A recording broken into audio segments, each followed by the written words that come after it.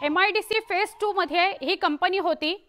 या कंपनीची 2-3 नावं समोर येत आहेत, मात्र नेमकं या कंपनीचं नाव काय, या कंपनीत काय बनत होतं, का सारखे सारखे म्हणजे एकदा बॉयलरचा स्फोट झाला त्यानंतर का सारखे सारखे स्फोटाचे आवाज येत होते, आग इतकी भीषण का लागली, हे सगळं हळूहळू समोर येईल।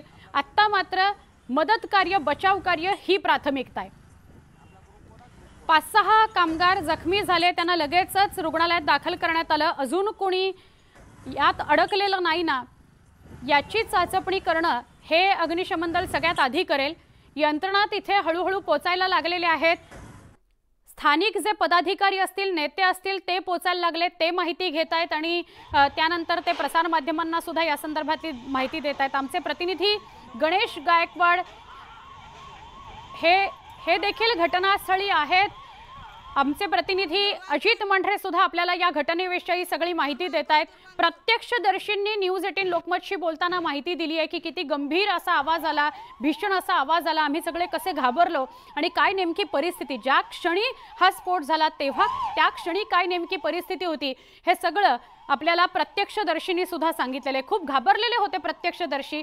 आणि एका बाजूला जर दृश्य आपण एका घरातली दृश्य आपण बघतोय बघा, सगळ्या काचा फुटलेल्या आहेत आणि त्या सगळ्या घरामध्ये, घरात, व्हरांड्यात सगळीकडे काचांचा खच पडलाय आणि इतका भीषण असा हा स्फोट होता की या घरामधलं पडदे लावणारं जे पेलमेट असतं ते सुद्धा खाली कोसळलेलं आहे। पूर्णच्या पूर्ण काचा खाली कोसळल्यात।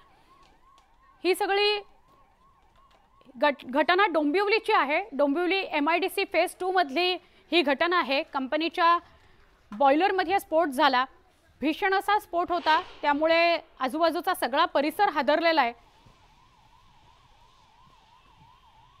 डोंबिवली पूर्व फेज 2 मध्ये ही आग लागली आहे। भीषण अशी आग बॉयलर स्फोटामुळे लागली आहे आणि त्यानंतर जे काही केमिकल असेल त्या कंपनीत, त्यामुळे ती आग धुमसतेच आहे, ती कमी होण्याचं नाव घेत नाहीये। एक साधारण 1-1.5 तास उलटून गेलेला आहे या सगळ्या प्रकाराला। अनेक इमारतींच्या काचा फुटल्यात, भिंतीला हादरे बसले, जसं काही भूकंपच झाला।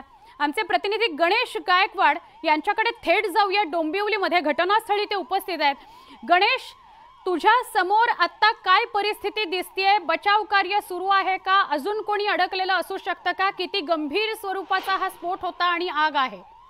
सुवर्ण, आग जी आहे ती दुपारच्या सुमारास लागली होती आणि आगीचं जे स्वरूप आहे ते मोठं आहे। सध्या आयुक्त कल्याण डोंबिवली महापालिकेच्या ज्या आयुक्त आहेत इंदू राणी जाखड, ते आपल्या सोबत आहेत। त्यांच्याकडनं सविस्तर माहिती घेऊयात। मॅडम, काय माहिती आहे? मोठी आग आहे डोंबिवली MIDC परिसरामध्ये, प्रशासनाकडनं काय तयारी आहे? सध्या इथे MIDC डोंबिवलीमध्ये आग लागली होती केमिकल फॅक्टरीला। त्या अनुषंगाने फायर टेंडर्स आपल्या कल्याण मधले जे होते त्यांना ताबडतोब इथे ट्रान्सफर करण्यात आलं आणि त्यांचं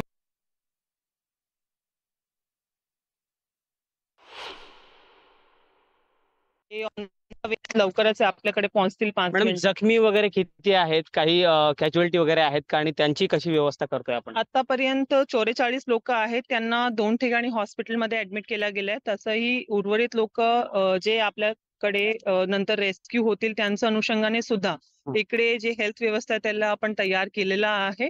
वेगवेगळ्या ठिकाणी हॉस्पिटलमध्ये आपण बेड रिझर्व करून किती लोक आतापर्यंत जखमी आहेत? तुमच्याकडे आकडा काय? 44 लोक ऍडमिट आज रोजी आहे। त्यापैकी फक्त 4 लोक ICU मध्ये, बाकी लोक स्टेबल आहे आणि त्यांच्यावर उपचार सुरू आहे। आतापर्यंत काही मृतांचा आकडा वगैरे असं काय आलाय का? नाही, अजूनपर्यंत काहीच नाही। जे आकडेवारी आहे ती मी आपल्याला सांगितली। बरं, कोणती कंपनी होती, कशामुळे आग लागली, या संदर्भात काही माहिती मिळाली का आपल्याला? एक प्राथमिक माहिती आहे, अंबर म्हणून एक कंपनी आहे, पण व्यवस्थितरित्या आपल्याला अधिकाऱ्यांशी बोलूनच माहिती मिळेल। एकदा आग विझवली गेली की आपल्याला ठामपणे सांगता येईल। कुठल्या कुठल्या अग्निशमन दलाच्या गाड्या आपण बोलवल्यात, कारण आपल्या पुरेशा आहेत का?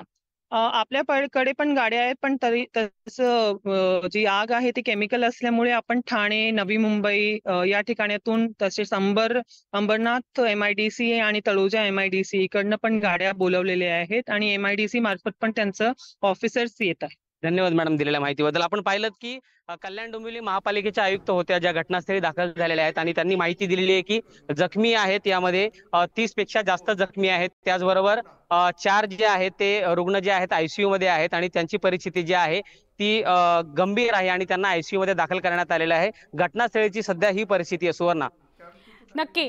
मला कल्पना आहे गणेश, तू एकटाच आहेस आणि कॅमेरा आणि माहिती देणं हे दोन्ही काम तूच करतोयस, पण साधारण दाखवू शकशील का की कशी परिस्थिती आहे? तुझ्या मागे आग दिसतेय का?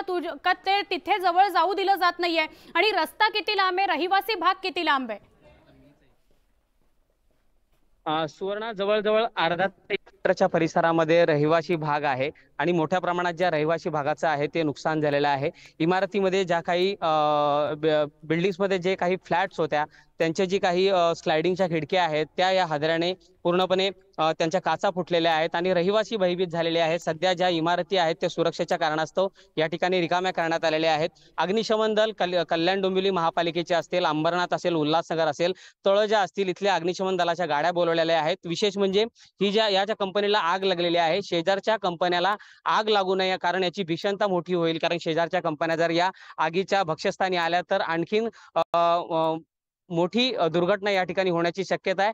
त्याच्यामुळे अग्निशमन दलाची प्राथमिकता याला आहे की जी आग लागलेली आहे ती लवकरात लवकर कशी आटोक्यात येईल यासाठी अग्निशमन दलाचे प्रयत्न सुरू आहेत. सुवर्णा, आपल्याकडे असं कळत होतं, माहिती मिळत होती की 6-7 जण जखमी आहेत, पण आता मॅडम सांगत होत्या त्याप्रमाणे 30हून अधिक लोक जखमी आहेत. म्हणजे गंभीर स्वरूपाची ही आग होती का? आणि दुसरं म्हणजे आपण कंपनीचं नाव साधारणपणे अशासाठी विचारतो की नेमकं मग कळू शकेल की ही कंपनी कशाची होती, कुठलं केमिकल वापरलं जात होतं, साधारण सारखे सारखे स्फोट का येत होते, तर तेही अजून स्पष्ट होत नाहीये. या दोन गोष्टींविषयी काय सांगशील?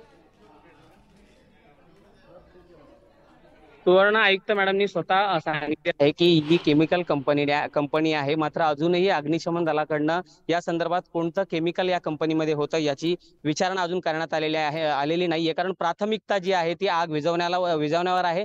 त्याचबरोबर जे जखमी आहेत त्यांच्यावर कशा प्रकारे उपचार होतील हे पाहणं आहे. मात्र ही अंबर केमिकल कंपनी आहे अशी आयुक्तांनी प्राथमिक माहिती दिलेली आहे. सध्या घटनास्थळी आपण आहोत. आपण पाहू शकतो की रुग्णवाहिका ज्या आहेत त्या या ठिकाणी एकामागून एक दाखल होत आहेत. जे जखमी आहेत त्यांना घेऊन जात आहेत या रुग्णवाहिका. त्याचबरोबर पोलीस प्रशासन देखील मोठ्या प्रमाणात या ठिकाणी आहे, कारण बघ्यांची गर्दी जी आहे ती मोठी आहे. त्याच्यामुळे मदत कार्यात कुठे अडथळा येऊ नये हे प्रशासन पाहत आहे. अंबर केमिकल कंपनी जी आहे असं तिचं नाव आहे अशी प्राथमिक माहिती आयुक्तांनी दिलेली आहे. मात्र या कंपनीमध्ये कोणतं केमिकल होतं, काय रिएक्शन सुरू होतं या संदर्भात अजून कोणतीही माहिती मिळालेली नाहीये. सुवर्णा, बरं, आमचे प्रतिनिधी गणेश गायकवाड घटनास्थळी आहेत. घटनास्थळी काय नेमकी परिस्थिती आहे ही ते माहिती देत आहेत. आणि साधारण 30हून अधिक लोक जखमी झालेत, 7-8 नव्हे 30हून अधिक लोक जखमी झालेत. त्या जखमींना रुग्णालयात दाखल करण्यात आले. 4 जण ICU मध्ये आहेत असं गणेश आपल्याला सांगतायत. गणेश, दृश्यांमधून आपल्याला दाखवण्याचा प्रयत्न करतायत की आजूबाजूला परिस्थिती काय आहे. साधारण गणेश, केमिकल कंपनी होती, एवढा मोठा स्फोट झालाय, तुझ्याशी कोणी बोलायला आलं का या संदर्भात की किती गंभीर स्वरूपाची? गणेश, आपण असे सोबत राहा, आपल्याकडनं माहिती घेत राहतो, तुझ्या माध्यमातून दृश्य सुद्धा पोहोचतायत. पण बॉयलरचा स्फोट झालेला आहे, केमिकल कंपनी होती MIDC फेज 2 मधली.